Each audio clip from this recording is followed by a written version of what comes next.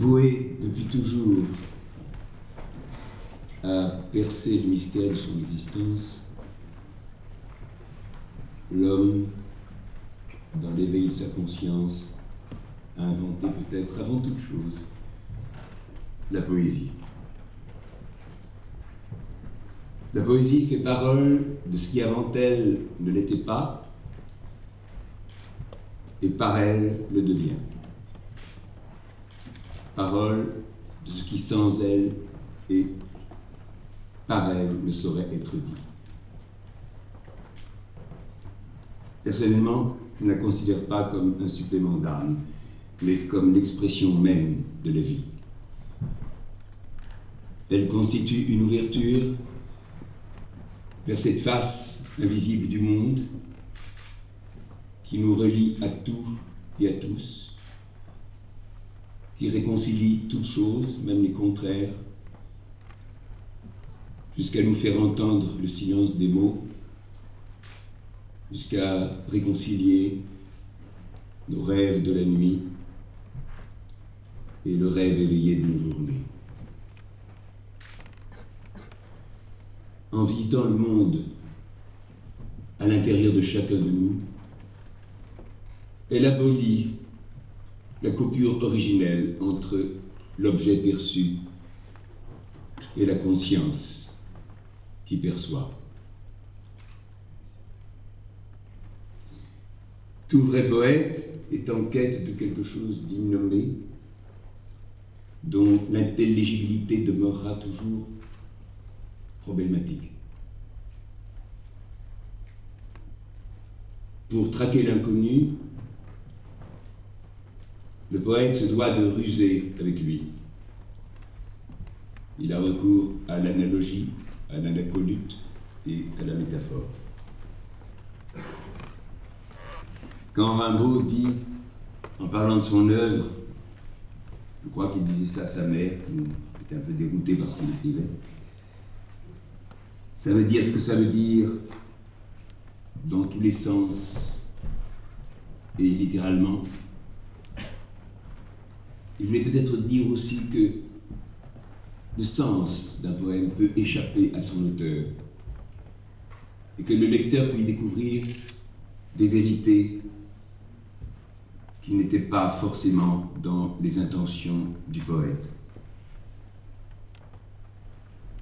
On peut aussi avec René Char que les poètes savent faire surgir les mots qui savent de nous ce que nous ignorons d'eux. Et Sartre nous dit que, contrairement au prosateur, le poète ne se sert pas des mots comme des signes, mais comme des choses. C'est ainsi que le poète prend le pari de mettre en mots ce qui relève de l'indicible. Je vais tenter de vous dire un court passage extrait des Cahiers de Malte, Loris Brigg, de Rainer Maria Rilke, qui pourrait s'intituler « Le premier mot d'un vers ». Pour écrire un seul vers, il faut avoir vu beaucoup de villes, d'hommes et de choses. Il faut connaître les animaux. Il faut sentir comment volent les oiseaux et savoir quels mouvements font les petites fleurs en s'ouvrant le matin. Il faut pouvoir penser à des chemins dans des régions inconnues, à des rencontres inattendues, à des départs que l'on voyait longtemps approcher, à des jours d'enfance dont le mystère ne s'est pas encore éclairci, à ses parents qu'il fallait qu'on froissât lorsqu'ils nous apportaient une joie et qu'on ne la comprenait pas.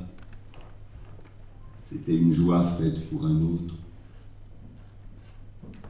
À des maladies d'enfance qui commençaient si singulièrement par tant de profondes et graves transformations, à des jours passés dans les chambres calmes et contenues, à des matins au bord de à la mer elle-même, à des mers, à des nuits de voyage qui frémissaient très haut et volaient avec toutes les étoiles.